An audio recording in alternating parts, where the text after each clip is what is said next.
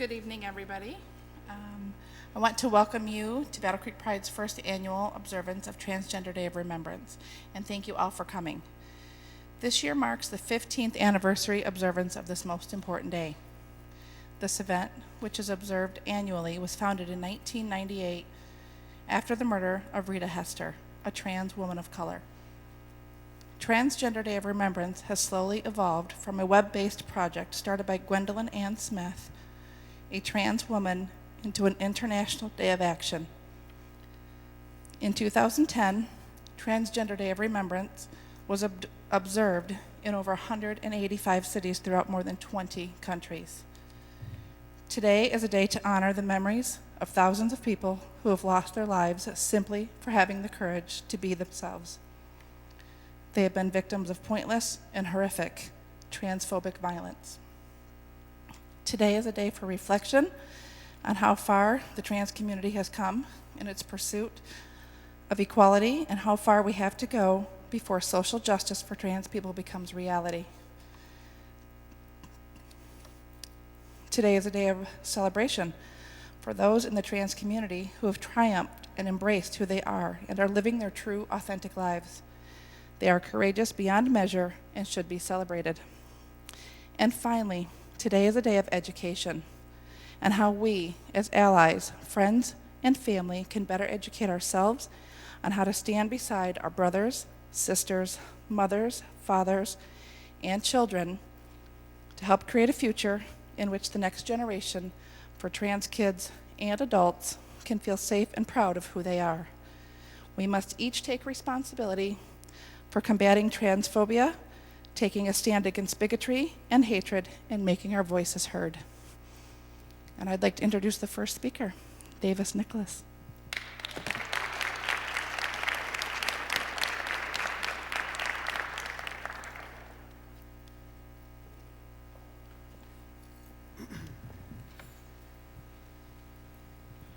Is this thing on?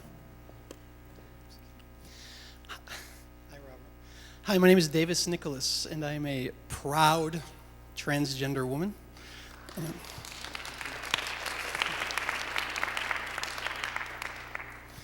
I'm honored, and this is a true pleasure, to be here today, presenting at such a monumental event.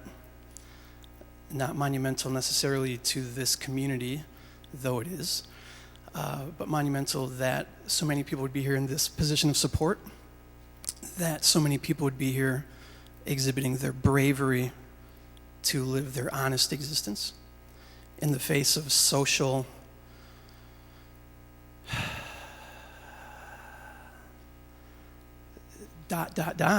right? Let me set the stage for you. This time last year, I was an unhappy mope with a full beard and mustache and about 60 pounds of extra depression, hating life every second of every day, painfully aware of living a dishonest existence,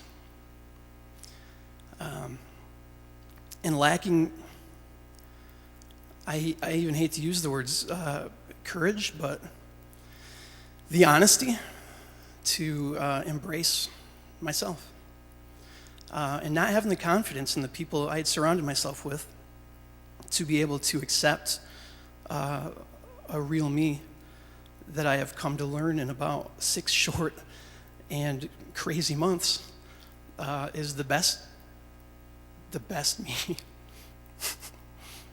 Absolutely. So,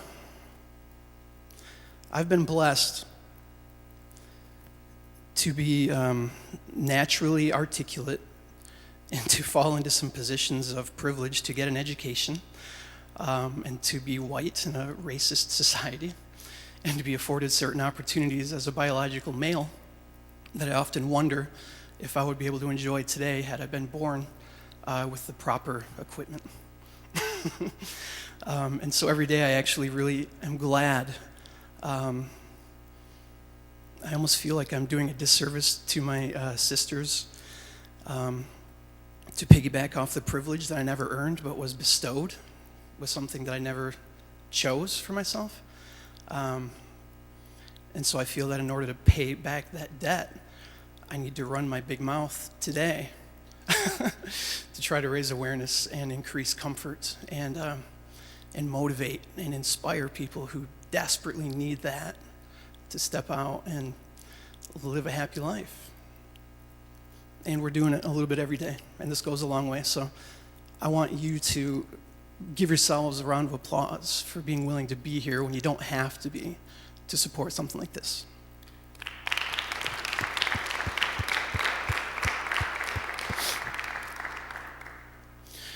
So, show of hands, and be honest, we're all friends here now. Who here identifies or is now willing to identify as a trans asterisk individual? Show of hands. Wow, that's pretty good. How many of you here, show of hands, assume that a transgender person will at some point in their life undergo surgical reassignment? Show of hands. Okay, it's honest. Let's see. How many of you, show of hands, have ever wondered to yourself if the person pooping or peeing next to you in a public bathroom is of the proper gender or biology? Okay, we got a hand on that one. Let's see. Does anybody here find it kind of weird that somebody would want to alter their body with expensive, painful, sometimes disastrous surgical procedures? It's pretty weird. I mean, if you think about it, and that's coming from me. I struggle with that to this day. I'm a person who's very introspective, and I try to keep an eye on who I am as opposed to what I am. And who I am will not be deterred by what I have or do not have, or am allowed to have or not allowed to have. But there's an awful big society out there, as we know. And as much as we don't like to admit it, the way we see ourselves is often impacted by the way that others see us. And so there becomes a very strong desire to want to conform to a system that most of us in our most honest and compassionate moments would agree is probably a broken system. It's a binary system. Raise your hand if you don't know what that means, binary. Okay. Binary is language created by a bunch of nerds who worked in computer programming. Do we have any computer programmers here who I just offended with my foul? I'm sorry about that. I'm sorry, nerds. It means ones and zeros. It means black and white. It means male, female. It means gay, straight. It means fat, skinny, ugly, pretty. Robert, you're going to love this. This is a really fun part. Here's a binary test for you. Sometimes you can use binary to your advantage. My name is Davis Nicholas, and I'm a transgender female. When you look at me today, do you see a disgustingly unattractive human being or a glamorous and beautiful person? Binary. Working to my advantage. Thank you. The problems we start to run into is when you have a person who knows that they might be sexually attracted to somebody of the same biology, but doesn't consider themselves gay, because that wouldn't necessarily apply to you if you identify as the other gender. These are confusing issues that are now being raised, and we've selected some very intelligent and insightful speakers to educate all of us, including myself tonight, about the various components of the social impact of this growing movement. But one of the things we need to be really aware of right now is that the binary social system does not work at all. It doesn't work in a racial sense. It doesn't work in a gender sense. It does not work in a sexuality sense. It does not work in an economic sense. We really need to learn how to relax and broaden our horizons to accept the myriad of gray in between the black and the white. You're going to hear a lot tonight about some awful stories about people being physically assaulted for presenting themselves in a genuine way. You might hear some stories tonight about people being murdered, particularly people of color who present as trans. I don't want you to get binary thinking and think that transgender necessarily means male to female or female to male either. Trans asterisk is a huge umbrella that covers a variety of gender presentations or non-gender presentations. And hopefully we'll talk a little bit about that tonight as well. The basic rule of thumb, if you don't identify as part of the trans group, is ask a respectful question if you have one. Preface that question with, "May I ask you a respectful question, please?" And always assume that whatever answers you get from that person are from an expert source, because you're never going to get better information about someone than from that person. I recently saw a thing on Facebook. Does everybody here know what that is? Okay, just checking. It was a picture of a sign that was in a bathroom somewhere. And it said, if you have the suspicion that somebody in this bathroom is not of the proper gender, follow these steps. Step 1, don't worry about it. They know better than you do. And that's easy said from my position because I know my truth. And I know that when I'm going through an airport, which I do frequently for work, and I actually have fun and I play a game of it. How many public restrooms can I sneak into without detection? Because believe it or not, this is a big deal. And doing it in international airports is a bigger deal. I'm subjecting myself to all kinds of fun activities.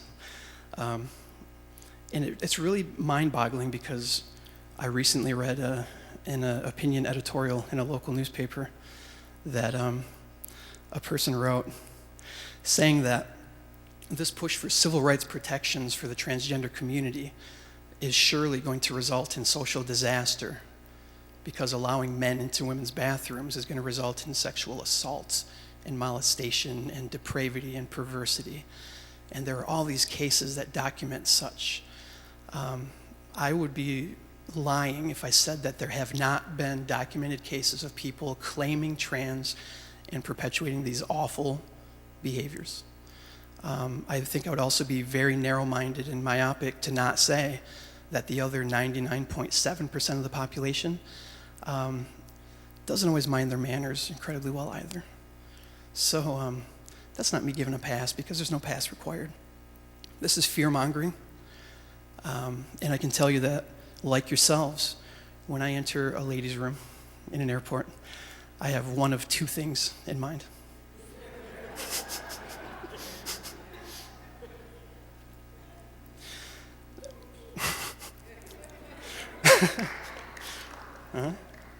Sometimes three. If you know what that is, you're in luck. I'm going to sit down in a minute, but there's an underbelly and things you're not going to hear. If you're an academic and you like to read the reports, you're going to read about people being fired for no reason other than gender presentation. You might hear about people being prevented from housing because of gender presentation. You might hear about families disregarding relationships with people because of their chosen approach to truth. You're never going to hear me say, or anybody with any common sense say, that this is a choice. Why in the world people would choose this level of social ridicule for fun? What are you, some kind of a masochist? There's a good reason, because it's true, and because you're awfully depressed and you probably hate yourself for lying. And a lot of people hate it so much that they kill themselves every single year. And that happens in every facet of society. And it happens disproportionately in the trans community. because there's such a low level of understanding and compassion. Some of the stuff you're not likely to hear is stuff like being publicly shamed for using the restroom that matches your gender. Things like being employed in a county job with an advanced level of education and being told that you're the only employee who works there who's not going to be granted an employee bathroom key because other employees might be uncomfortable with that. You can use the Publix with the peons, as apparently they're seen. You're not going to necessarily hear about how badly it hurts to fight for your life, to present the way you need to, and to have somebody call you by the wrong name or the wrong pronoun repeatedly. Everybody here knows what coming out means. Telling your truth for the first time, right? Making it known. I've had this conversation with many friends, gay and lesbian and bi and everywhere and anywhere in between. Most people are fortunate to come out once to their family and once to their friends and once at work. It's not uncommon for a trans individual to have to come out 30 times a day, every day, because people just don't get it. And if you see a person wearing an exquisite ensemble, like the one I'm wearing tonight, and I happen to have a deep voice, this is not your permission to call me sir, or to say he said, or him, or his. And God help you if you use my legal name. This is not okay. This is an incredibly high level of disrespect and a high level of ignorance. And don't be offended. You'll get a pass. About 2 or 3 of them, actually, with some gentle reminders of how to behave. And some people just won't take that hint. And they assume that they know better, or they know the truth. And they're going to continue to call you what they want to, because that's the truth. And the truth is, that feels like a hot knife being stabbed into your heart every single time it happens. Every single time.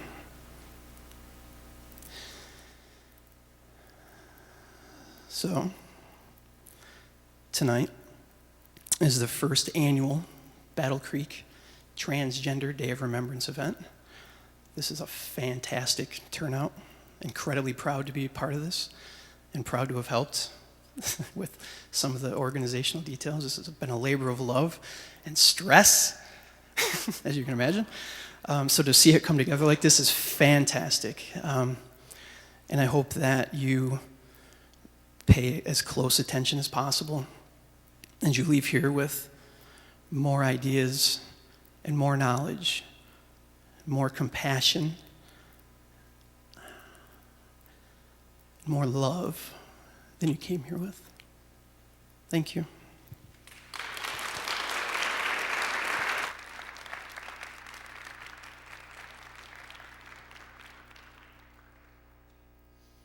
I'm now introducing our next speaker, a local legend, Miss Kennedy.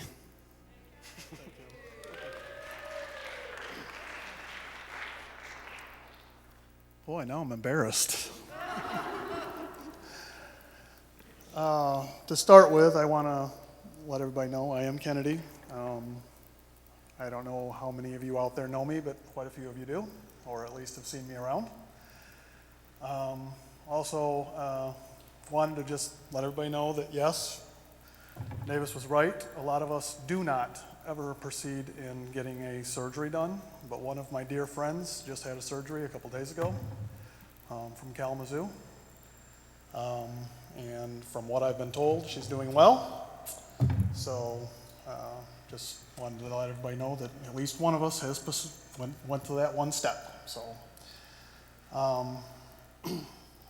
really didn't prepare anything because that's not who I am. I don't write it down.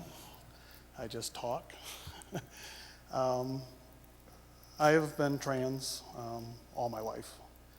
It is something that I didn't understand until somebody sitting in the audience right now talked to me, and I actually understood what I was going through. And when I was a child, I used to go to school, and I didn't understand why certain people got to wear these cute little outfits and got to wear long hair and all this stuff. My mom is a Jehovah's Witness, so I had to have short hair and had to dress like a boy, no ifs, ands, or buts about it. And so I started sneaking. When I was, I don't know, 6, 7, I would go to my grandma's house and I would get into the clothes that were down in her basement, and I would play in the basement. She thought I was downstairs playing cars. I wasn't playing cars, I was playing dress up. That proceeded through the years. I actually started stealing girlfriends' clothes because that gave me clothes. I was too embarrassed to go buy any because, I'm not supposed to do that. My mom found them. My dad found them. I got beat. I got yelled at because they thought I was having sex. So when I turned 16, I moved in with my mom and dad got a divorce. I moved in with my dad because he understood a little better than my mom did. He would not let me leave the house, but he would let me wear things at home. Then I moved back home because I dropped out of school. And my mom said that if I moved back home, I didn't have to go to church with her anymore, and I could live my life a little differently. When I was 18, I did get arrested for stealing clothes. Stupid me. I thought it would be a good idea to go to locker rooms and take clothes because I could get, when they were in gym class, I could get their clothes and get out of there and they wouldn't know it. Got caught. So at that point, I decided that it was time for a life change. And at that point, I have never stole again since, and I will buy anything I want to, and nobody will tell me I can't. I was married for 17 years to a woman that thought she could change me. She knew about it from day one. 17 years later, she left me because I decided I'm going to be who I am. I started taking hormones and everything, and have became who I am. It has been a rough road throughout. I was going to try to guess years, but I can't even guess the years. But I've been beaten near to death twice. I got jumped by 5 guys at Myers parking lot once and left for dead. I was hospitalized for 4 weeks. Recovered from that, thought, okay, that didn't hurt too bad. Somebody comes after me again, I'm fighting this trip. I think it was about 3 years later, I was working at Denso. I had went to a local bar. I was actually dressed in male clothing. Walked out of the bar, heard somebody call me a fag, hit me in the back of the head with a 2x4. Witnesses said that there were 2 guys standing over top of me, beating me, kicking me, stomping on me, which we're going to use this term lightly. My friend stood there and watched. I remember waking up to a siren, and they told me, hurry, we got to get out of here, you're going to get in trouble. I'm dazed, don't know what's going on, so I jump in my car. I am 3 sheets to the wind drunk. I have a severe concussion, and I drive.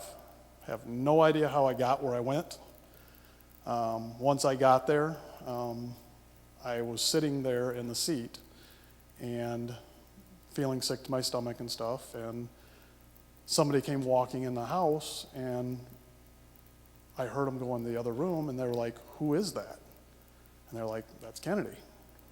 And I'm going, why don't they recognize me? How do they not know who I am? It was somebody I worked with, so I mean, how didn't they know me? They see me every day.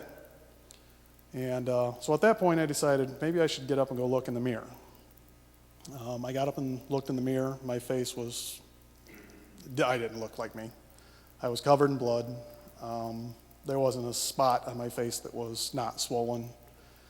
I actually got sick to my stomach seeing it. At that point, I came back in, sat back down, asked for somebody to take me home. They all kind of ignored me. And then I heard somebody say, we probably should take her somewhere because I don't need her dying in my house. So they took me home, not to the hospital. They opened the door, pushed me in, and left. My wife at the time was there. I walked in, she seen me covered in blood, and she thought I got in a car accident. Now, I got out of work at midnight. It's now 6 o'clock in the morning. So she takes me to the hospital, and they hospitalized me for 2 weeks. I don't even remember now, but I think I had 3 broken ribs, jaw was broke, nose was broke, cheekbone was broke. Had a, I don't know, I think it was like 3rd-degree concussion, near death. So yeah, I couldn't have any activity whatsoever. So at that point, after that one, which I have some pretty mean friends in my life now, I'm friends with quite a few of the bike clubs in town, which is kind of weird if you think about it. But one of the guys took me there with his bike club and walked back into that bar and pushed the DJ aside and said, this is my friend. Whoever did this, I dare you to step up right now because we're going to do this to you. And basically told everybody, you ever touch her again, you're dealing with us. To this day, I still don't know both occasions who it was. Nobody has ever found out anything. I was told that the people that did it the second time, I knew them, and my friends, again, would not tell me who it was because they said I would kill them. I'm not a violent person, but I probably would have. So, after 17 years, after all that, like I said, my wife left me. I worked at the railroad. I had been there for 11 years. I started dating somebody else, somebody I met, and made it 2 years with her. She ended up leaving me for a guy. I got depressed, and my life fell apart. The people that know me, thank you for standing by me because my life fell apart. And I ended up getting fired from my job at the railroad. I lost my house, lost just about everything I had, gave up, wanted to be drunk 7 days a week, got depressed, just didn't care. I don't know if I guess it was a term of suicidal, because I got to the point where I just literally did not care. If I died, big deal, who cares? My friends all reminded me every day, you're loved, don't do nothing stupid. Since then, I have came back from where I was. I'm extremely vocal on supporting all of us, not just transgender. I'll be, except for last year because it was so cold, I'll be the first one to step up and walk in the parade. I'll be involved in anything that I can be to help. My van is covered with pride stickers. So if you see a blue Astro van driving around with pride stickers all over it, it's me.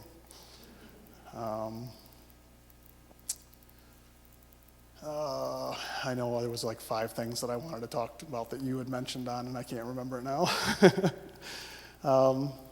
One of my fun stories, though, is you mentioned airports. First time I ever flew as a transgender. It wasn't the first time I flew. I'd grew my hair out, but I still had my male ID. And I was going to Florida and got to Chicago. And of course had this ID, but looked like this. They didn't like that very much. So they took me off to the side, ran all sorts of ID checks and fingerprints, and delayed me for like 30 minutes as my girlfriend is still standing out there doing whatever she wants. I'm sitting in this back room going, what are you guys doing? I had all the letters I needed from my counselors and everything else stating that I was trans and this is who I was and everything else. But for some reason, they just didn't like that ID. Do not quote me on this, and Dina might be able to tell me better, or Larry. Last I knew, our Secretary of State of Michigan was trying to prevent transgenders from ever changing their ID to read female or male, depending on what gender you're going to. So, on that, I would love it if every single one of you would call or write a letter to the Secretary of State and tell him to kiss your butt, because that's not right. Their theory is you're born a certain gender, that's the gender you're going to stay and you're going to present as on the legal term. One of the other things I did want to bring to everybody's attention, I guess, is I was under the impression for many years that I'm male to female, I had to look like a female. I'm not exactly sure what a female looks like. Thought I had to have long hair, thought I had to wear makeup, thought I had to wear dresses, thought I had to wear heels, etc., etc. Now I've discovered that I hang out with a large portion of the gay community, females, and I'd say 90% of them don't look like the typical female. I honestly would have to say that I dressed like a whore. I mean, I looked like I was a prostitute walking down the street. I had spikes, skirts that barely covered anything, low-cut tops, makeup that looked like drag queens. I mean, there's no way around that. And I actually went over to one of my friend's house that was straight, and she handled it very well because she sat there looking at me and she's like, "How many women do you know that dress like that going out of the house?" I'm like, "I don't know, ain't I pretty?" And she's like, "Not really." Amazingly, she took me to the school with her to pick her daughter up dressed like that. Now I look back at it and go, oh my gosh, what a friend, because I wouldn't have taken her. But for anybody that is here that is confused of what it means to be trans, Davis kind of touched on a lot of it, but it doesn't have anything to do with clothing, makeup, coats, hair, etc., etc. It has to do with what you feel, who you are, how you present yourself. Walk proud. Somebody mentioned to me tonight that walking through the mall, every now and then they get people staring, making statements. You know what? Don't walk through there with your head down. Walk through there proud. Head up, stare them down. Let them know, hey, I'm who I am. You don't like the way I look? Guess what? Don't like you neither. It's hard. I have been rejected by some of the gay community, which is amazing. I actually had a lesbian lady that came up to me and told me, "You will never be a woman. You don't belong in the gay community." And I'm going, what? And now, not that it matters, but I like women. And she flat out told me, she goes, "You're not a lesbian, you're a straight man that likes to wear women's clothes." But she also talks to me every time I see her. And it's like, okay, I don't know if that's just honesty or if that's two-faced, because I'm not really sure how that worked, but, and her girlfriend just, is like the sweetest person in the world. Now, that is her belief, which is fine, but I am a woman. Basically, my brain it was born female. My body was born male. You can't remove the brain and put a female brain in to fix the problem. So the best way of doing it is to try to present and feel like you're a woman, or male, depending on the situation. You just got to be proud of who you are and just go forward with it. Don't let anybody knock you down. As I said earlier, my mom is a Jehovah's Witness. My mom disowned me for 4 years. Would not talk to me, would not see me. I was not allowed to her house. Kind of wonder if some of that was my stepdad, but when my stepdad started to pass away, he wanted to say goodbye to me. And so I was allowed to come around. And my mom now wants me to come over at least once a week, but she still calls me a him. She still calls me by my legal name. And I've told her flat out, once I get my name changed, then it's disrespect. You will not call me anything but. She's like, well, that's what I named you. And I'm like, and your mom and dad named you, you know, her maiden name Baker. I said, when you get married, you get to change your name. Why can't I change mine? When I worked for the railroad, got the same type of stuff. People calling me him, he, every nickname you could think of. Ended up getting into it with the supervisor of the railroad at one point. He actually said he had a nickname for me. And I probably wouldn't like it. And I said, then you probably shouldn't let me hear it because you ain't going to like what I'm going to do next. Like I said, I just don't put up with it anymore. After I was beaten up the 2 times, I don't handle disrespect for anybody.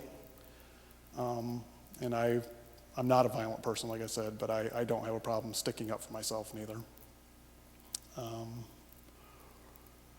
Did I delay enough, Nina? Because I haven't seen anybody come in. And for everybody to let everybody know, if you could please let Dina or Mitzi or any of the panel know, I do or did run a transgender support group. It went well for a little while, and then people quit going. And then I tried it last winter again, and I think it went for a few months, but then we got into the winter months of all that bad weather, and I couldn't do it. I was coming from Kalamazoo at the time. If I can get even one person devoted to come, I will start it up again, and we'll pick some times and things like that. So if anybody, friend, family, transgender, whatever, if you want to get together with me, we'll figure out how we can get something going again. And I don't know who the next speaker is because I don't have any of the paperwork. Thank you, everybody, and thank you for coming.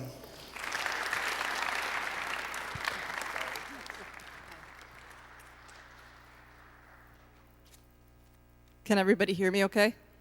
Yes? Okay, good. I, on the other hand, have a few notes, but I'm going to say whatever I'm going to say. So, first of all, it's an honor to be here today, and I'm just really inspired to see this event happening here in Battle Creek. So I am a proud trans, gender nonconforming, genderqueer, a little bit butch person. I identify, I would say 70% male, 30% female, and it can kind of fluctuate a little bit for me depending on the day. My resistance to the binary construct of gender really started to emerge for me as a kid. In elementary school, I would go out and play. I loved to play football with the boys. I climbed buildings, I climbed trees. When I was in high school, during some of my punk rock stages, I sort of would rebel against that, but also started to, choose more men's clothing and mix up men's clothing and women's clothing. I started to play more with my hair and how I presented myself. And I also was met with, I was in high school in the 80s in Kalamazoo, and that was also not so much fun for many reasons. I think that the arts really saved my life in a lot of ways. I threw myself into the arts, and I think that there was so much for me around being able to explore my identity and to really be who I was in that space. But I, even in high school, would have girls scream at me that I was in the wrong bathroom. I'd have people write stuff on lockers. I'd have, and of course the bathroom thing still continues to today. I'll get into some stories about that. But I think at the time, I didn't really, I didn't really start, I started to really get more of a sense of my gender identity in my early 20s. I started to transition into wearing men's clothing exclusively. I went to my first trans conference, Gender Odyssey. Has anybody heard of that out in Seattle? I think it was the first Gender Odyssey in 2001. And that's where I was really like, whoa, wait a minute, what's going on with me? Do I, starting to really name it more.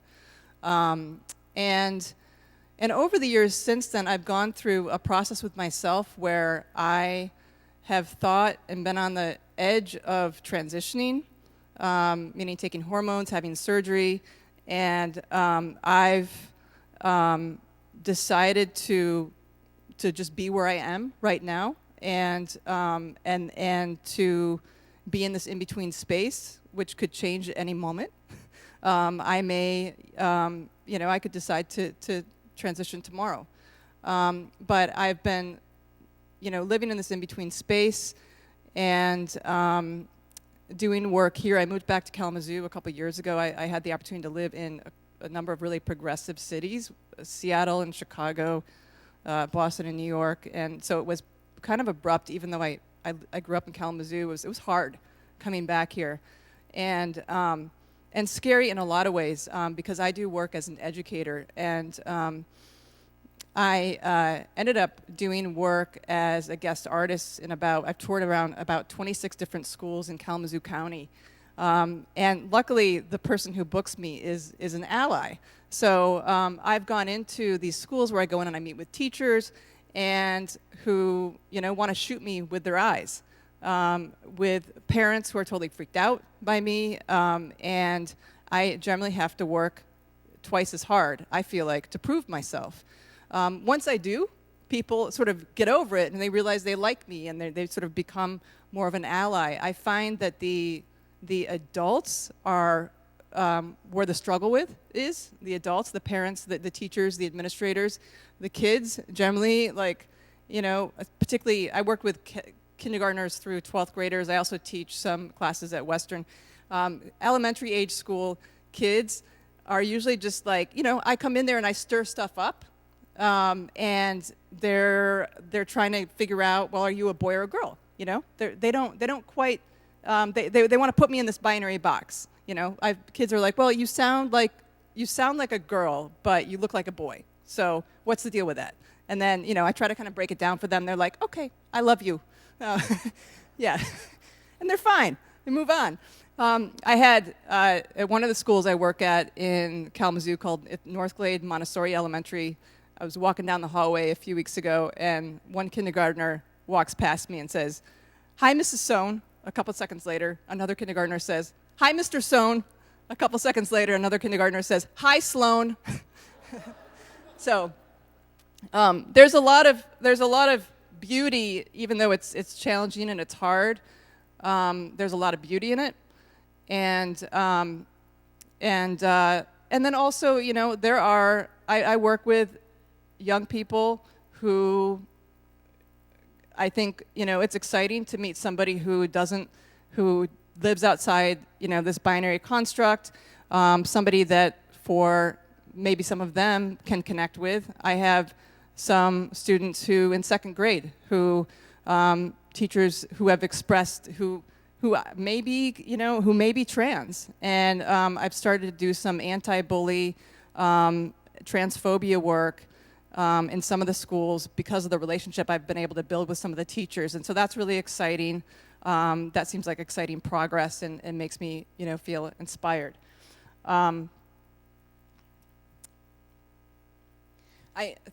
As my journey as an educator, I've definitely had, I've had parents try to get me fired who have threatened to protest outside of places I've worked. I've had parents who have done research on me and, discovered that, well, you identify as a male here and as a female here, and brought it to the principal. And fortunately, I've been really fortunate to have employers who have stood up for me. And one who said, it's none of your business how someone identifies. Some other employers where parents were threatening to picket, who also stood up for me and fought back. It was a very scary situation, and I kind of left the area after a while because I didn't feel safe. But there are some incredible allies out there that are doing important work that inspire me, and so yeah, I like to share that. One of the things, though, I also wanted to speak to as an educator. There's a huge movement, as we all know, around bullying and bias-based harassment in schools, and to do work around this. And the majority of bullying that I see, I mean, there's all kinds of bullying and harassment, but a huge percentage is rooted in transphobia. So rooted in, commonly, you hear kids commonly call another kid "quote unquote" gay, which is really rooted in this idea that, okay, a boy maybe likes the color pink, or a girl has a short haircut and wants to play with sports, or likes to play with Legos. I don't know if you've heard that there's going to be some pink Legos coming out. Yeah, so because girls can't play with regular Legos, they can only play with pink Legos. Okay, so basically that the discrimination is rooted in the binary construct of stereotypical gender roles, right? So this boy is doing something that doesn't align with what you're supposed to do as a boy, and vice versa. So I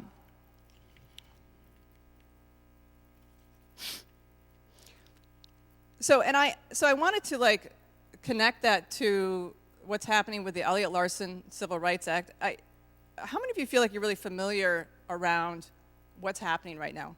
How many of you feel like you have a sense of what's going on statewide? Maybe a little bit? Some. Some of you feel like you don't know what's happening? Okay.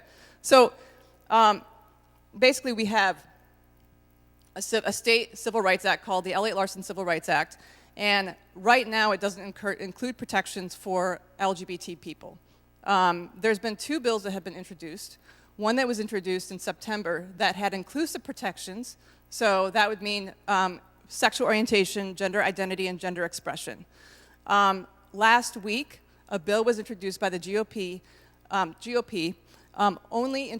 only giving protections for sexual orientation, so basically excluding trans people. This has created a huge uproar statewide. There are a lot of people trying to fight it. You'll see there's a lot of op-eds going out. There's a lot of letters to the editor that are happening, because basically we have the next week and a half to try and convince lawmakers to not support a bill that isn't inclusive, and to only support a bill that's inclusive. Okay, so my feeling is that, I have a lot of feelings around this, of course, but an amendment to the bill that does not include gender identity and gender expression really not only is it a license to discriminate, but it sends a message. That teaches also young children, right, that it's okay to discriminate against a group of people, that some people are of less value and their lives don't matter, and that ultimately hurts everybody. And I could go on about this in many ways, how this hurts everybody. But I think there's also a core connection to some of the work that's happening in the schools, and how, every day in Michigan, transgender people face being fired from their jobs, being denied access to public accommodations, being denied housing, simply because of who they are, right? So, and a majority of trans people live in poverty, face discrimination in healthcare, systematic barriers, fear leaving our homes and walking in our neighborhoods to go to the grocery store, to go to work, to go to school. That's a regular fear, a constant fear that people have to deal with. And so I feel like, lawmakers have a responsibility as elected officials to stand up for all of the people of their state, including trans people. And I think that we really need to hold them accountable to that and call them out on it, because anything less really dehumanizes the lives of the people that they represent, right? Yeah. And it encourages discrimination. And there's no question about, obviously I'm speaking to the choir, I'm preaching to the choir right now, right? There's no question about what is right, but I think that, I encourage all, if you feel comfortable, and I encourage you to email your representative. You can email them or call them. You can just Google them on the web. Call them and let them know what you think, because that does matter and that can make a difference. And, I just, I don't know. I'm just kind of exasperated at it, and I don't have much more to say right now. But I think that, again, I really appreciate being here today. I'm inspired to talk with all of you. And if you have any questions, too, about the bill or how you could help, feel free to come up and talk with me. But one of the biggest things you can do is also encourage allies to call your reps. You can look it up quickly on the web and let them know. Send them an email, and that will make a difference. Okay.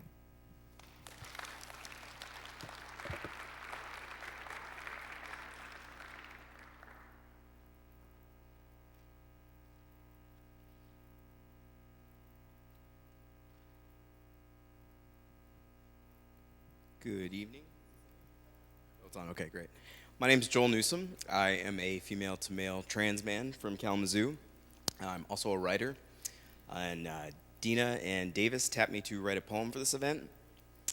And I always struggle with this day because I feel like the amount of violence that trans people experience is just so overwhelming. And not just the violence, but even when the media does report these acts, a lot of times the act of erasure is pretty much cemented in the way that it's acknowledged. We're misgendered or misnamed or misrepresented.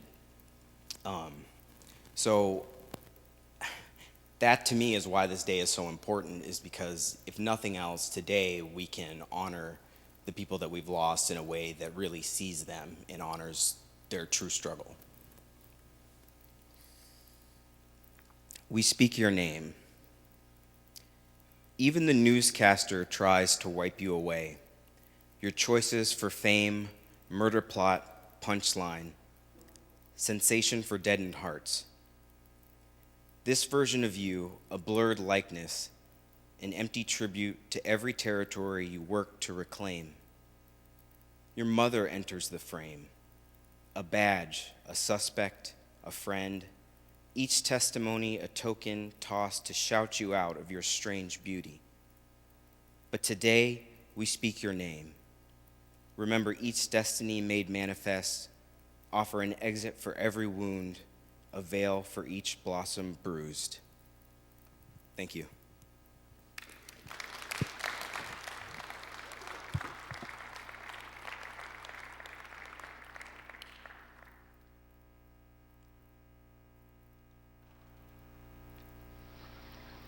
Greetings, Battle Creek from Canada.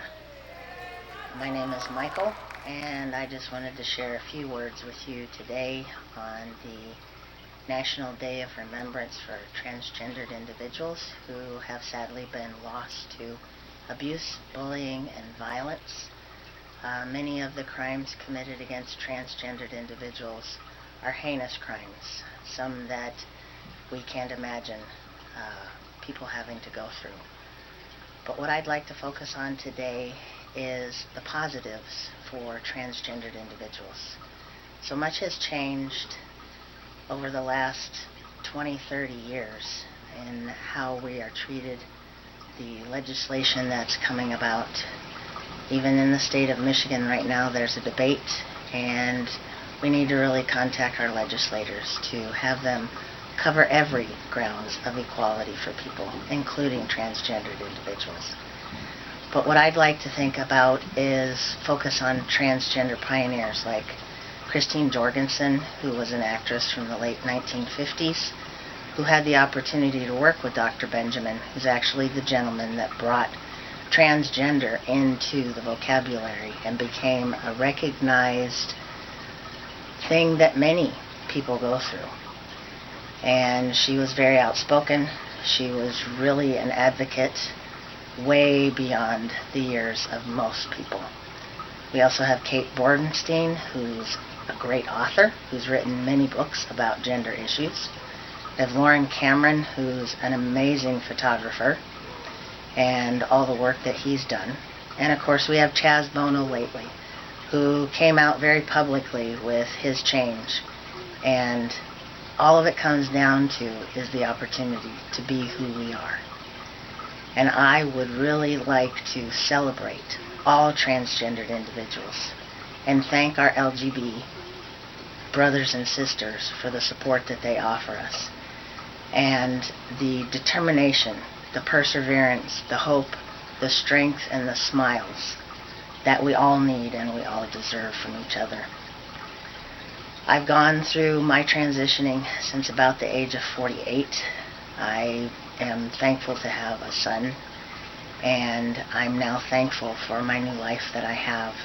A chance to be me, a chance to meet my life partner, who thankfully I have had the blessing to find, who I love dearly, and that's why I'm here in Canada. I'm here studying and looking for a new job and looking forward to what life has to bring us together. I have sadly had difficulties with family, but even that we're working through and hopefully we'll be able to get past. And one other little individual who's been with me before my transition and now is still with me after my transitioning is this little buddy here named Sandy, and he's loved me no matter who I am. And that's what we all deserve as transgendered individuals, a chance to be ourselves and be loved for who we are. And in closing, I'd like to say thank you to Dina for inviting me to do this. And secondly, I'd like to leave you with a quote that really touched my heart that I found on Trans Quotes, which is a really cool website. And the one that touched me was, "To me, transitioning is a radical act of self-love. I didn't transition because I hated myself. It was because I loved myself enough to believe that I deserve to be happy while I'm alive." Thanks very much and take care.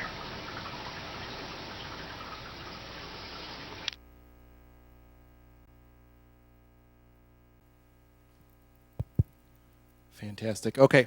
My name is Robert Moore, and I am the owner and a therapist at Moore Counseling in Kalamazoo.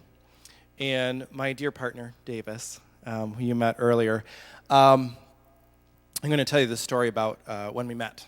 It was actually pretty cool, and the business partners. I know I said I'm just going to call you my partner tonight, and we're going to see how that goes. My husband's at home. I'm not sure he would like the whole game, but I think it's kind of fun. But I am going to tell you the story about how we met. But I also want to encourage you all to start the new drinking game that every time you hear the word binary, you take a drink. We're in a church now, so I don't know what we can drink, but that's what I figure could be the new drinking game for the night. But I was, my office has been open for about an hour and a half. Wow. About a year and a half. And I did an open house probably back, I don't even know when it was, probably March. And a friend of mine called that I'd gotten my degree with, and she said, Robert, she said, I can't make it tonight, but I'm going to send my office partner is going to come over and see you. And I said, fantastic. So Davis was supposed to come, didn't make it for whatever comedy of errors, I have no idea, but didn't make it to the event. And so, and when I was told by Cheryl that I was told David would be coming to see me. So on the day of Pride last year in Kalamazoo, I get a phone call. And, of course, all I hear on the other end is this voice. And said, hello. And I said, hi. And I'm actually having this meeting. And I said, I'll call you back later. And we ended up talking. And immediately, I fell in love with her. We hadn't laid eyes on each other. I knew nothing about her. But all I knew was this was what I had been introduced to originally as David. And I realized that was not at all who I was talking to. I was talking to Davis. And she said, well, why don't we meet? Are you going to Pride tonight? Well, absolutely. And I think she said, I'm going to be the 6'8" Amazon down by the beer tent. I said, fantastic. I love that. What's better than that? So here I go. I get up on my gear, and I'm on down to Pride, and sure as anything, there she is, gorgeous as she is, all in her beauty.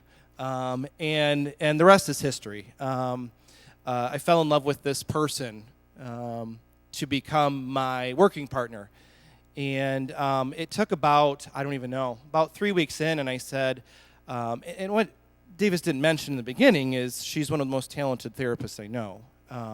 And through our discussions and talks together, I said, I don't make a freaking dollar in my practice. We're still growing. We're still doing what we can do. But I don't know how this works, but I want you to come along and be on my team with me because I need you here with me because you're an amazing human being.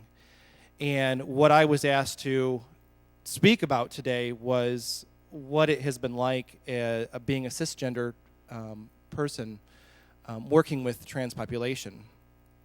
And I kept going over and I'm going, what am I going to talk about? What am I going to talk about? Can I talk about my experiences? Can I talk about what it's been like and what certain clients have talked about? And I'm like, oh, I can't do that, all that HIPAA crap. And I said, what is it that I really want to say? And there's only one word. I keep coming back to it. There's just one word. And it's that I'm absolutely humbled to be able to do this.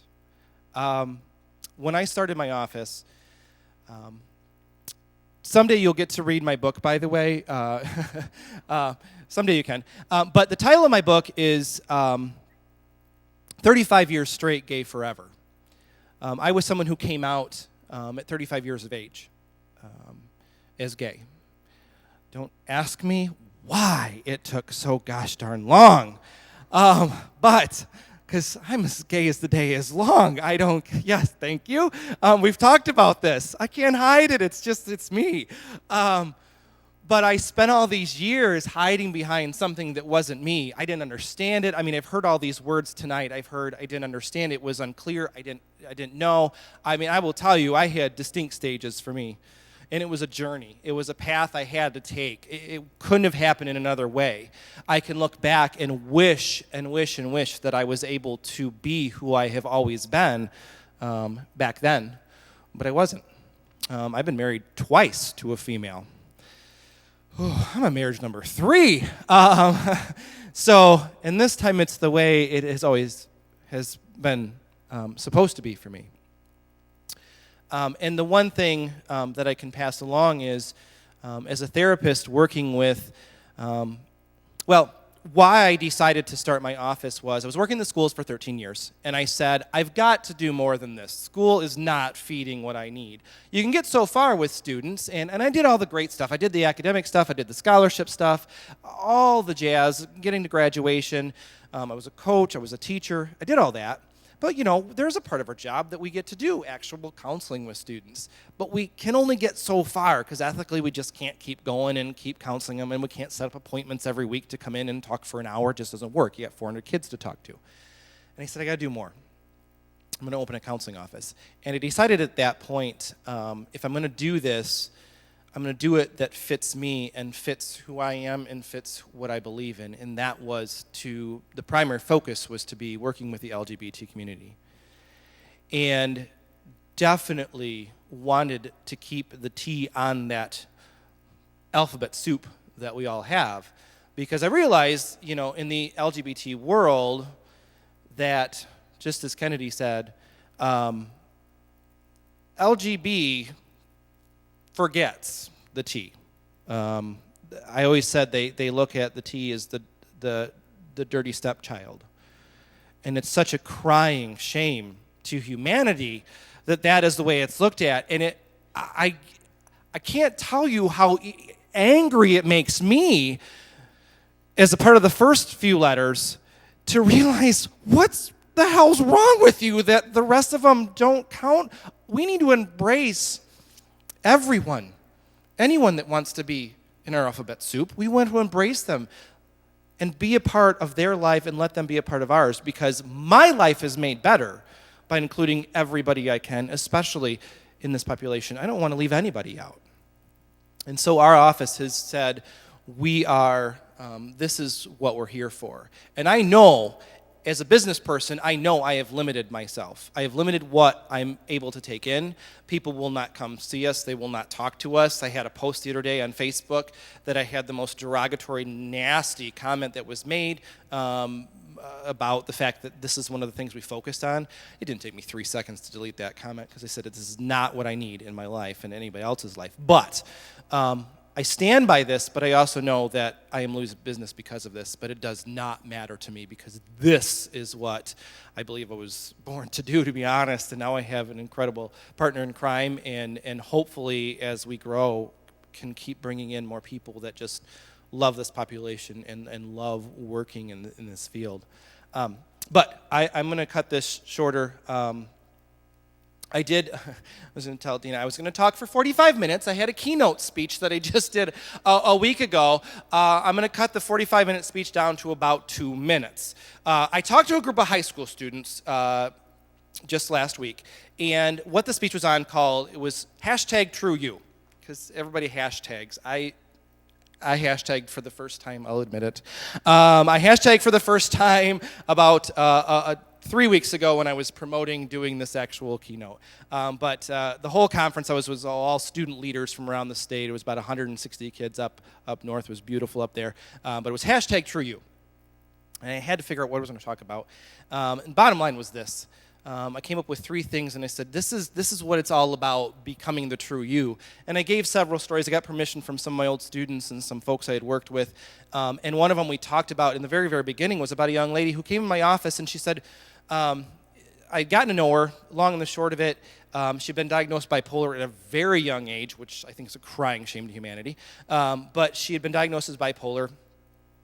Felt like that was who she was. That was just, it seemed to be dripping all over. This poor kid kept coming in. And finally I said, so you're bipolar. What does that mean? I don't know. She said, I'm moody. How many of you are moody? Oh, my Lord, you're all bipolar. I said, holy cow! That's, what else? About 10 minutes later, we came up with like 2 things. One was moody. I said, well, you're a teenager. That kind of covers that. And I looked at her and I said, I don't know about you, but I said, you're not crazy. You're not bipolar. I don't know who diagnosed you, but I said, I don't see it. I said, even if you are, who cares? You're surviving every day. You're going to class. You're not medicated. You're showing up. You're doing all this stuff. She sobbed for 20 minutes. Retching sobs. Nobody's ever told me that. Wow. We are programmed. Think about this. We are programmed into a binary structure, right? We're programmed. I'm here to tell you your programming's all probably wrong. Moms and dads and coaches and teachers and everybody wants to program you in their own way. It's not about you. So here it is. How do you become your true you? Number 1, discover what your hashtag is. Right? Figure out what your hashtag is. I'm actually going to tell you, I got 2 things out here you can take. We're on the table out here. We're the ones with a little display board, but there's a thing you can take. It's just a piece of paper, and it's got a hashtag on it. I actually encourage you to take this, even as adults. I spent 35 years trying to figure out my hashtag. I wouldn't have admitted it to anybody. But I will tell you, if you want, take that hashtag piece of paper out there, and this is what I encourage the kids to do. Write what you think your hashtag is. Really dig deep and try and figure out what it is. And if you don't want anybody to know what that is, don't let them see it. It's your thing. Write it on that piece of paper, though, but fold it up and keep it with you. And take it out and look at it when you're going to the bathroom. Take it out and look at it when you're eating dinner. And keep looking at it, because that's the thing that's your goal. That's what it is that you need to be. That is the true you. That's the thing. You got to figure out what that hashtag is. Okay, number 2 is you got to start believing in it. You have to believe in yourself. And everybody's going to say, well, that's harder than hell. Yes, it is. And why didn't you make that number 3? Because number 3, I think, is the tougher one. You got to believe in yourself. Number 3 is this. You need to find somebody to believe in you. And that's powerful, because when you can't believe in yourself, this person is the one who will believe in you. And several of you talked about, and this is the part that gets me all emotional, that several of you have talked about having somebody in your life that believed in you when you couldn't. When you were beaten down, when you were put in a position where you couldn't keep going, you have to find that person that's in your boat. That's in your boat. You need to watch the movie if you haven't seen it, What Dreams May Come, with Robin Williams. It's an incredible, incredible movie. A lot of you know this movie, maybe. But real quick, there's a scene where he's going through the river Styx, and there's all these people in the water, and they're just trying to reach out, and they're screaming, they're yelling, you got to come in the water, this is where you need to be. And he's on the shoreline, there's this hell going on, and The premise of it is he's trying to get through this point to try and get to somebody. And the thing is, you guys, when you're going through hell, you got to keep going. And when you're in that boat, you're tempted to jump in the water because people are telling you need to be there, and you're tempted to go to this part of the shoreline, you're tempted to go to this part of the shoreline.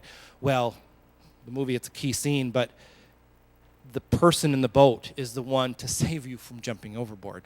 The person in your boat is the one to save you from getting out of line when you don't know where you're going. Find that person. Find more than one person if you can, but find that person that's going to be in your life. So those are those three things. I got a little bookmark too that we made, and it's based on the Celine Dion and El Divo song, I Believe in You, and there's some things in here about the journey that you're on. As a counselor, that's what we're all about, is helping you through that journey, because Lord knows I needed that person in my life, and I didn't have that. And we want to be that beacon for anyone who needs that, because some of you need that.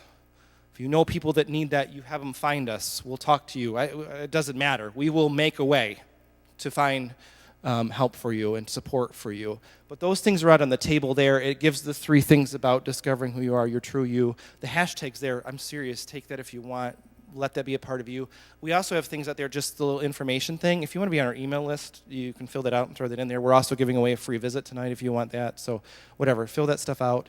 But again, I am incredibly humbled. That is not even a strong enough word to say, to be a part of this and to be part of this community.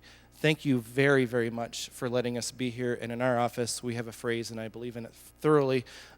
We are with you is what we say. And from Davis and I, we are with you. Thank you so much.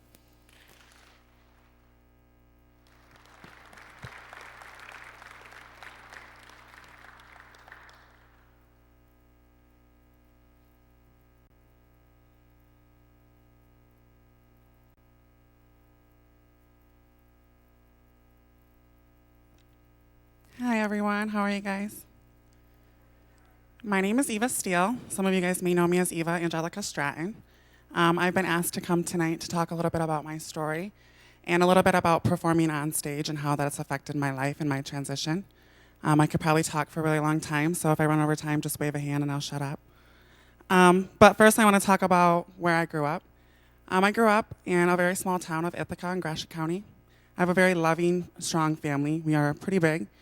We've been separated and remarried and separated and remarried, so we've grabbed some people along the way and added them to our family. They didn't always completely understand, especially when my older brother came out, and the first thing I ever said to them was I wasn't gay.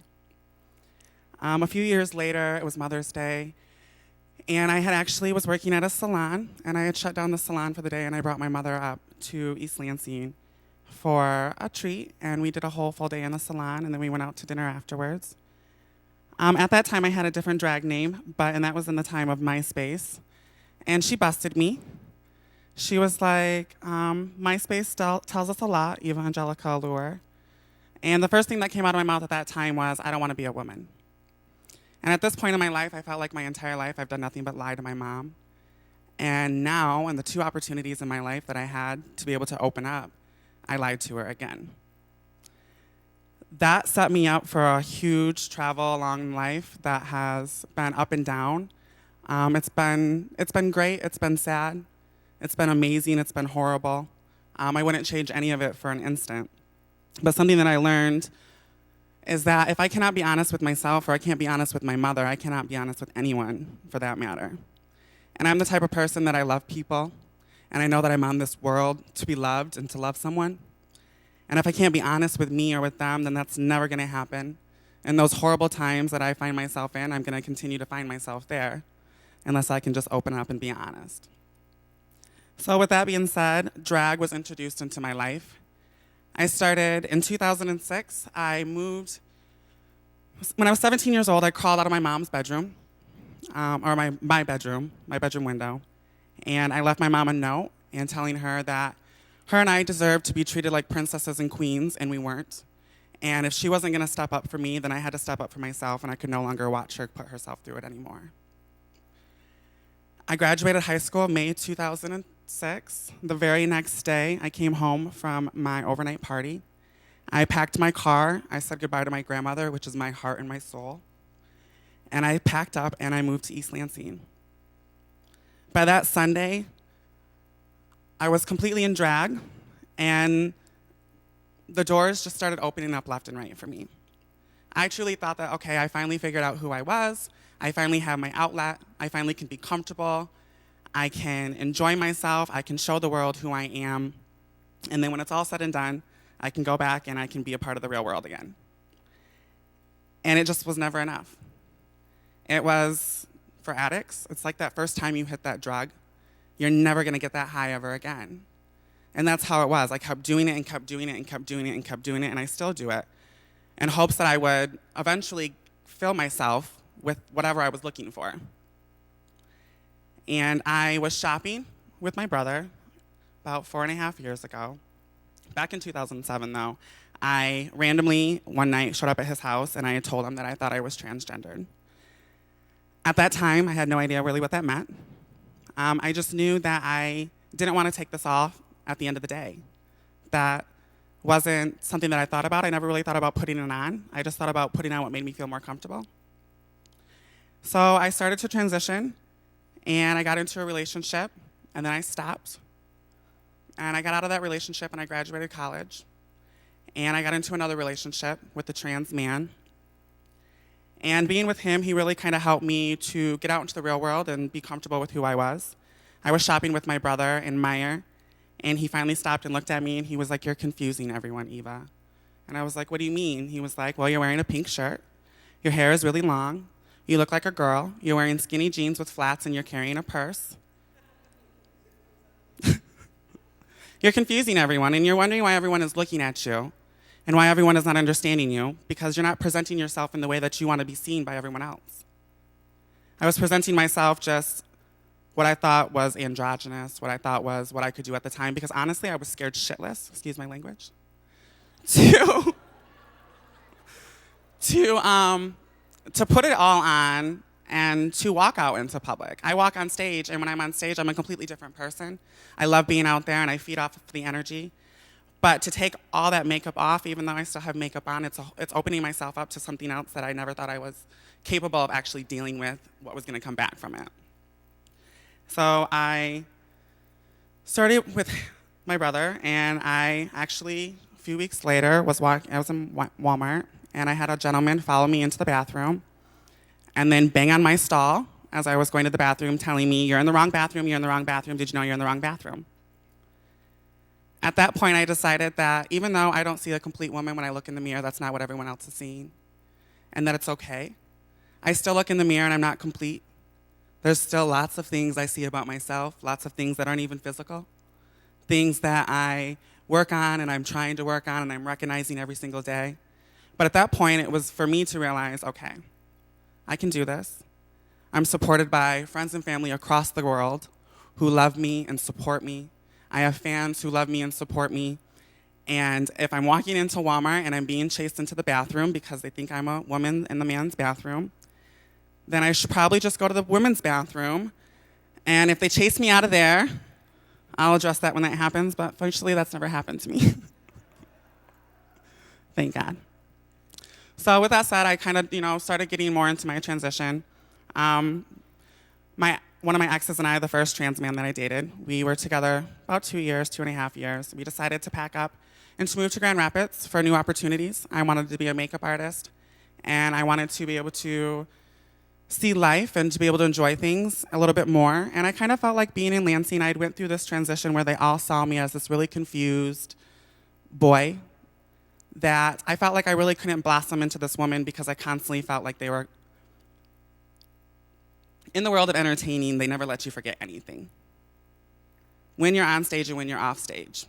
Even when you're with your friends and you're with your girlfriends and you think that everything is okay and you think that everyone is listening and that they're not going to repeat any of this stuff and they're not going to hold it against you, even if they're feeding you all the liquor, thinking that you're the life of the party, it's not true. They remember it all. They feed you more and more drinks just to see exactly what you're going to say and exactly what you're going to do. And I've been in that situation time and time and time again, that I had to just get away. I had to try something different. I had to be able to not run away from something but to feel like it was my time to see the world and to let the world know who Eva Nicole Steele is. So I left, and it was the best move and the toughest move, and reality hit me in the face like a ton of bricks every single day for about a year and a half. And then I met someone else who changed my life and let me be me, not because of anyone else or not because of anything other than he just wanted me to be me and wanted me to be happy. To this day, I don't know exactly always how to show him that I'm thankful for all that. But he pushed me and he pushed me and he pushed me to follow my dream. And I'm now working my dream job at Sephora as a makeup artist, something that I've been working on since 2006. And at that time when I thought that I was gonna be just like every other sister that I've had that's resorted to prostitution and drugs and the life of the streets, and honestly, I was ready for it. I felt like all I was ever gonna have was just be Evangelica Stratton. That's all I'll ever be known, and my legacy will only be that. But having these people in my life and having my dream job in my life wakes me up every single day. I get to go to work, and I get to do what makes me happy, and I still get to perform. And all those times when I thought that everyone was watching me and judging me and recording every little thing that came out of my mouth, I just don't care anymore. This is who I am. I wake up every single morning and I look at myself in the mirror, and like I said, there are still lots of things that I see that I need to improve on. But I've come so far, even from 6 months ago. I've went through so many changes and transformations in my life that I'm truly blessed that I was able to find people in my life and to find my dream job and to be able to be part of things like this that got me out of there and got me out of that rut, slapped me in the face and said, Eva, you are not the streets. You are not one of those girls. And you're not gonna allow yourself to just settle and be one of those girls because you're afraid that the rest of the world can't handle you. When the reality was I just couldn't handle myself. And I had to learn that, and I'm still learning that. Sometimes I drive myself nuts. I can be a lot emotionally, and I know that, and I'm thankful for everyone in my life who continues to stick with it. Even down here, they could tell you. I can be a lot sometimes. And it's those things that all constantly comes in, something that kind of goes back to when people say, oh, so you're a man. No. And if you're a man or a woman, you all know that you're not born that way. We're not born men. We're not born women. We're born male. We're born female. A man or a woman is a status in which you work to become. You don't just wake up and people just don't tell you you're a woman or you're a lady. Someone calls you a woman or calls you a lady because you carry yourself like one and you act like one. They call you a man because you carry yourself and you act like a man. There's lots of men in the room tonight, but none of them look like me, so I'm going to assume that I'm not one of them either. So that's something I kind of had to get used to and kind of tell myself, and then being in relationships with trans men, I was with one female when I was younger, and never had intercourse with another female or anything. I met this trans man, and it kind of allowed me to kind of be a little bit more open with myself. There was a connection that I had there. And when I met Maddox, it was a completely different story. And when I met Maddox, it really hit me that I realized that love has no gender. Love is not born man or female, or man or woman. It's what we believe in and it's what we feel in, what we feel and what we want to feel. And having him in my life, I've learned that. I've seen that. It's one of those things that I'm a little bit more open and honest now. It's not something that I hide. Yes, I've dated a trans man. I'm in love with a trans man, and I don't have an issue with it, and I hope that you don't have an issue with it, because I don't have an issue with who you're in love with as long as that you're happy. And so that's something that I've learned, and going through, they asked me, and I know I got off of it for a second, but something that she asked me was, good question, honestly, because I've never really thought of it that way. Dina asked me, what is it like performing? What is it like living your life as a woman, yet going on stage, performing, trying to portray a woman?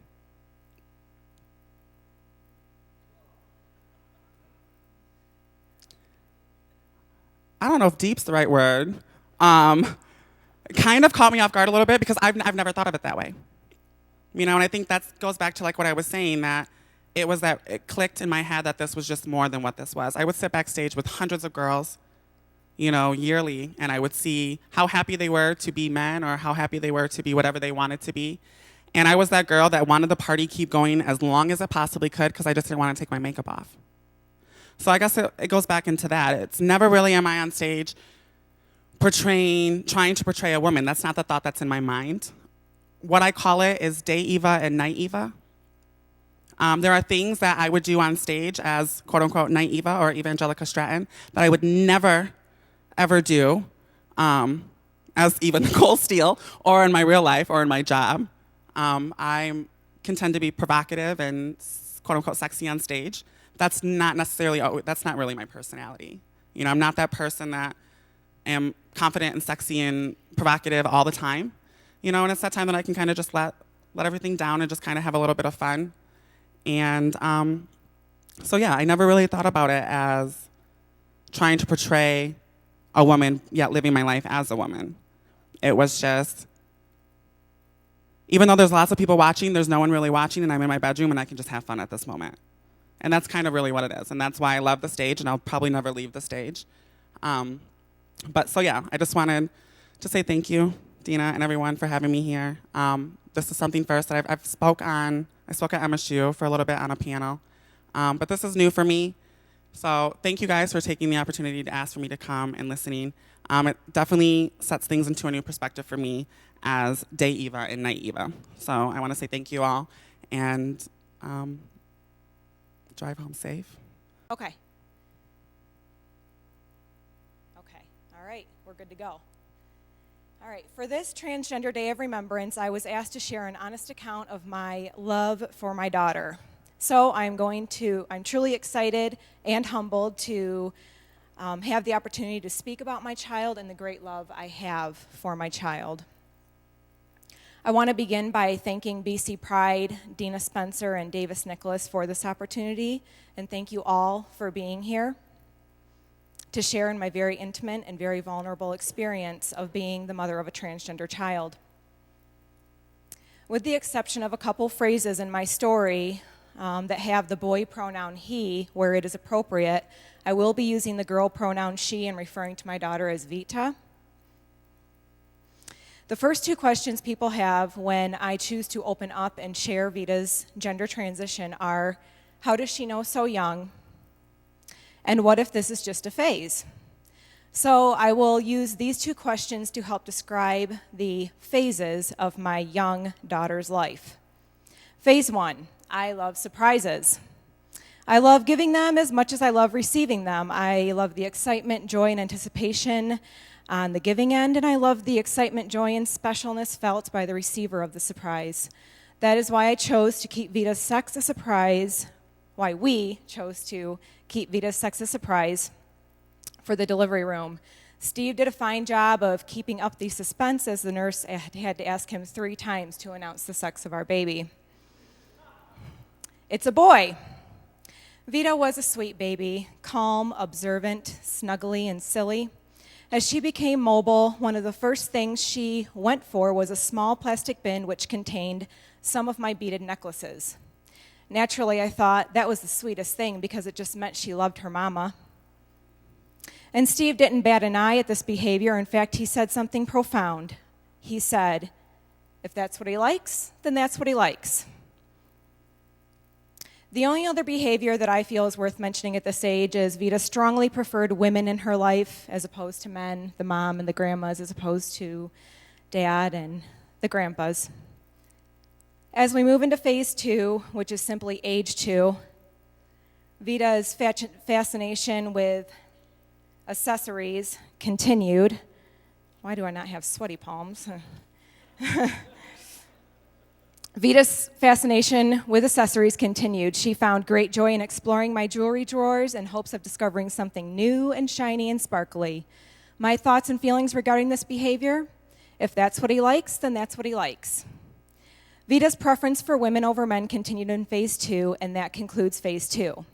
Phase 3 is when it starts to get fun.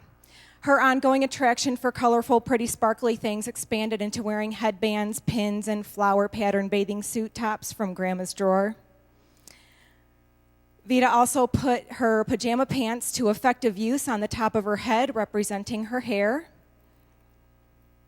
As Vita's partiality for myself, Grandma, and Nana remained, Steve would get creative and find ways to feel close to his child. So, in a lighthearted manner, Steve would put pajama pants on his head too and begin acting silly, playfully teasing Vita, and it worked. Vita would crawl up on her daddy, attempting to confiscate the pajama pants, leading into a tickle time full of laughter, giggles, and Labrador Retriever kisses, and ultimately ending with Steve submitting to Vita and giving the pajama pants back. We thought for sure we would get more of a reaction from her at birthday and Christmas time during gift opening. However, our assuredness was followed by uncertainty and dismay as she showed no excitement or interest with her new toy cars, building blocks, and tool bench. Her extent of entertainment with these toys consisted of lining up the cars according to color, creating a rainbow of cars, and putting the plastic toy bolts from the tool bench on her fingers to represent fingernails. I also remember a trip to Kohl's for warm weather jammies. The boys and girls jammies are still right next to each other at this age, and so she was picking out and getting all excited about girl jammies.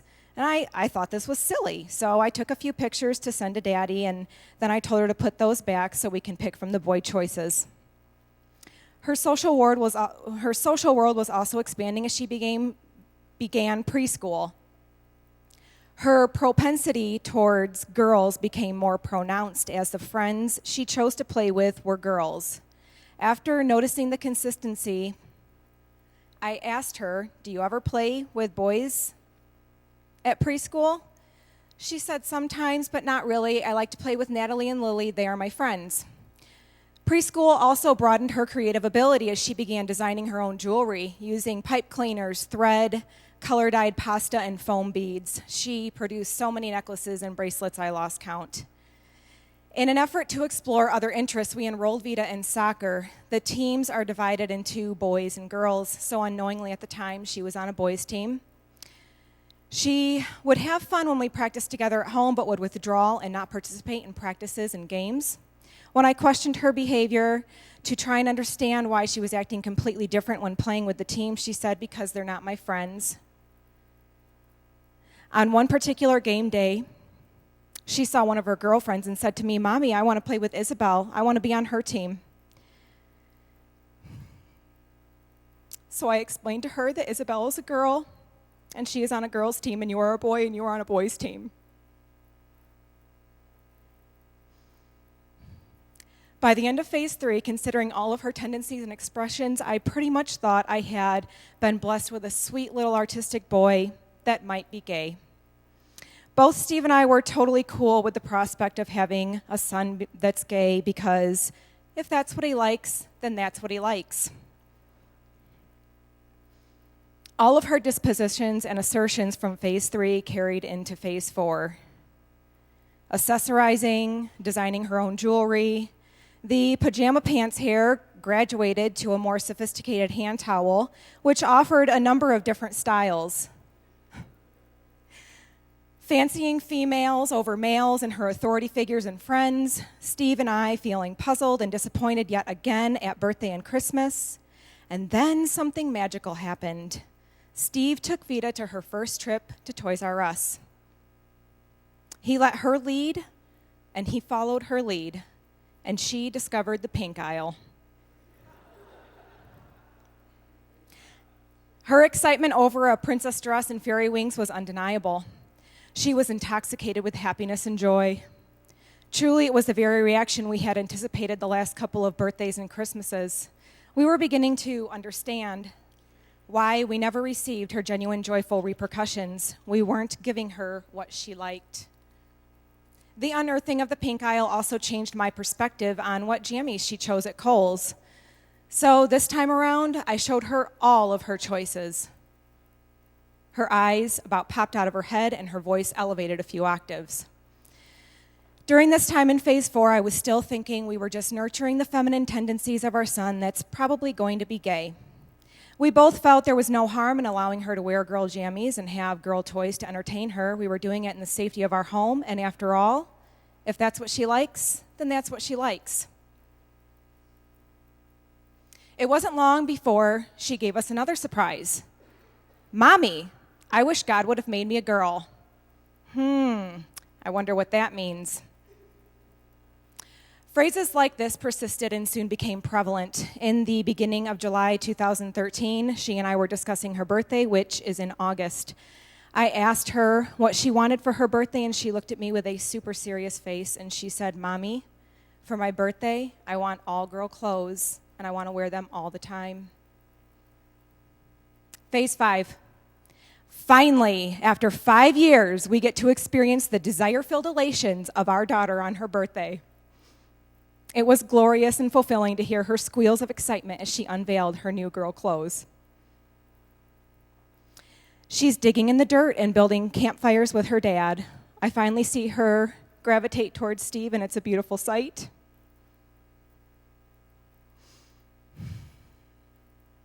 She warms right up to her Gramps and Papa, and her new best friend is a funny, energetic, sweet boy at church named Steven. Steve and I talked to her about pronouns, he and she, and what they meant, but she didn't really seem to care. I believe she was just so tickled and content with her girl clothes that none of that adult stuff really mattered in her 5-year-old mind. We carried on quite smoothly until February, when out of the blue, she starts saying things like, I wish I were a real girl. You know, Mommy, I'm a real girl. Of course, I affirmed her statements because she is a real girl. And then the meaning behind these sudden and frequent statements was revealed. On the evening of March 21st, we were sitting in McGonagall's Grill and Pub. There was a mirror on the wall where she could see herself giggling as she bounced up and down playfully on her dad's lap. She abruptly said, Wait, stop. She stood up, she gazed in the mirror, and she says, Oh my gosh, I'm a real girl now. Look. My hair is as pretty as a wig. I'm a girl. We call this her Epiphany birthday, as we believe this was a profound moment where Vita's perception of how she looks finally matched how she feels on the inside, like a real girl. After this revelation, we revisited the topic of pronouns and asked her what she wanted us to use, he or she, which she replied, well, she, because I'm a real girl. That draws to a close the phases of her young life. Steve and I and her grandparents were applying gender-neutral parenting, and we didn't even realize it. Our concept of, if that's what he likes, then that's what he likes, transitions to, if that's who she is, then that's who she is. Finally, I would like to share with you how Steve and I both believe Vita's gender transition is spiritually connected, and how God's grace has truly guided us through our journey of transition. Steve has always had a great interest and felt connected to the Native American culture. So when the truth of our daughter was all new to us and we learned about Native American two-spirits, we were deeply soothed and strengthened. Native American culture worked for two-spirits. They had a place. Many were recognized as healers and shamans, and they often harnessed multiple skills. So two-spirits were accomplished among their people. So focusing on this beautiful representation of our daughter helped us to build up the courage we needed to prepare ourselves for the harsh realities of the culture we live in. To me, it felt like God held my hand, my heart, and my family through the entire transition. The past year and a half has been blessings upon blessings of love, support, truth, and celebration from the faith community at First Congregational Church. No matter who you are or where you are on life's journey, you are welcome here. This statement, which is spoken at the beginning of the service, gave me the comforting balm I needed during this fearful and uncertain time. The first message God sent to me when I was struggling with the discomfort that comes along with the newness. My mind was consumed with a legion of scenarios and various ways to react. I was exhausted and I needed peace. Peace was delivered to me via YouTube by Emily Joy's message titled Boundaries. We weren't even attending FCC at the time Emily Joy proclaimed this message, but praise God for redeeming me through YouTube. She professed the truth that God's love breaks through social boundaries, as well as reminded me that Vita was trusting me to help her be who she is. If Jesus can break social boundaries, so can I. Next, it is no coincidence, the Sunday immediately following Vita's Epiphany, Emily Joy delivers a sermon titled Transfiguration. And I quote, "Transfiguration is about the inner reality of a person coming into contact with God." I lost my quote. "And shining on the outside." That is exactly what happened when Vita looked in that mirror. She transfigured. My heart overflowed as the words she spoke were about living in your truth and how that truth brings the glory of God's love. And finally, just 2 short weeks after Vita's Epiphany birthday, during a time of grieving and unknown fright, I decided I wasn't going to go to church, so I stayed home and listened to the message on the radio. Yet again, I am blessed with the confirmation and assuredness that we were doing the right thing. On April 6th, Tom Ott delivered a radiant message speaking truth to the gender roles society has created, not God. Tom's message, entitled Gender Orientation, is centered around the creation story and further makes the distinction that God's only worry was that one day humans might imagine they know more than they know. Hearing these words realigned me with God's truth and love and eased all the trembling fears I carried. Being the mother of a transgender child is scary. It is terrifying for the very reasons we are here tonight. Because some people have hardened hearts and narrow minds. The phrase, "it's your cross to bear," has often been the response of some people when I choose to share my story. And I want to be very clear about what the "it" stands for in "it's your cross to bear." Because my daughter is not a cross to bear. My daughter is not a burden. She is not the reason I worry. Society is the "it." Society is my cross to bear. Society is my burden. And society is the reason I worry.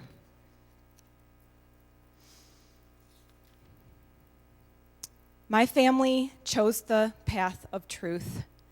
Living in our truth far outshines the fears and worries that society inflicts upon us. The difference is community. With a loving, affirming, safe community, we have the space to be who we are. And with the freedom to fully be ourselves, we in turn love and affirm our community. And that's how a community of love grows. On this Remembrance Day for the transgender community, to honor the brave and authentic souls that have gone before us, may we continue to cultivate communities of truth, support, and love. Thank you.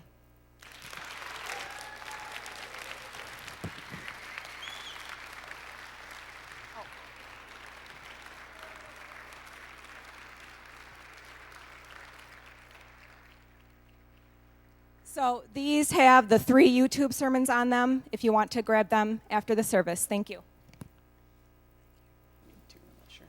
I think it says in the program, but what we're going to do after Jason's performance, we've actually chosen some individuals to take part in a Q&A panel. We thought it would be a nice interactive activity for everyone to ask some questions that they may have of people. The ones we've chosen for the sit-down portion haven't spoken yet, but Dina and I discussed the possibility of having everyone who's spoken thus far come up after the initial round of questions. And if there are any questions for anybody who has spoken throughout the entire event, Okay. Feel free to do that. As I was saying earlier, one of the special dangers, if you will, of respectful treatment of the trans community is one of language use. And as such, we don't have any fear that anyone in this room has any cause or desire to inflict any harm on any people that will be speaking. But we do want to make sure that the language of the questions is appropriate. And so as such, I have volunteered my services to Vanna White, my narrow butt up and down the columns here, and to pre-screen the questions, if you will, to make sure that these are going to be language appropriate.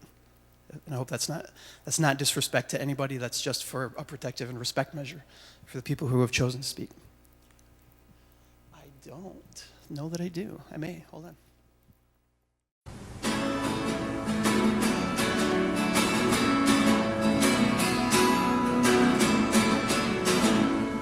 Well, I was picking up stones, staring at the floor, always thinking I needed more. Of all the things in life that made me feel alright.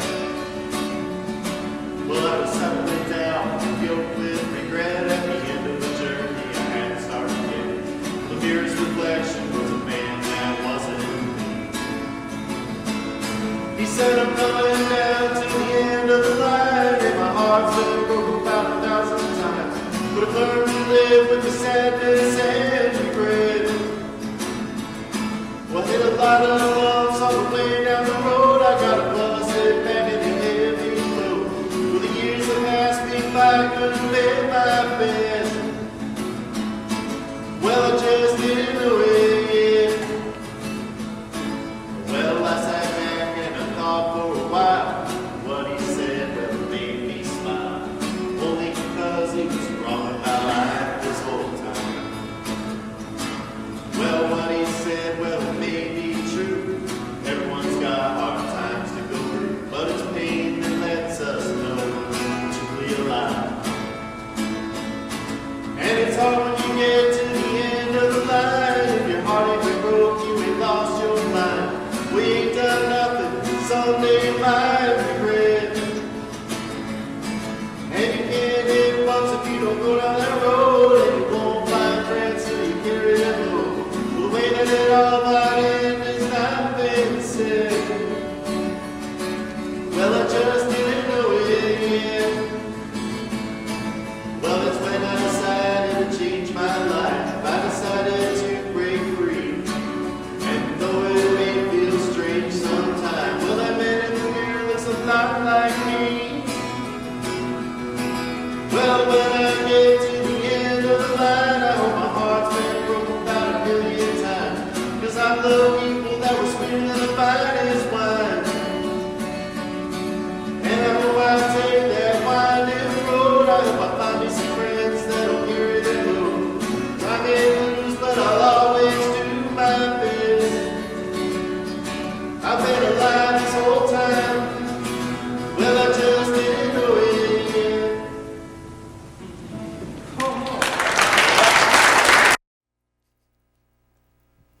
So we're going to do the candlelight portion first, I think. When you light your candles, as you light your candles, if you would like to say something about somebody you know, call out somebody's name to honor them. Just if there's anything you have to say that would honor somebody that you know or have lost, please feel free to do that as we're lighting the candles.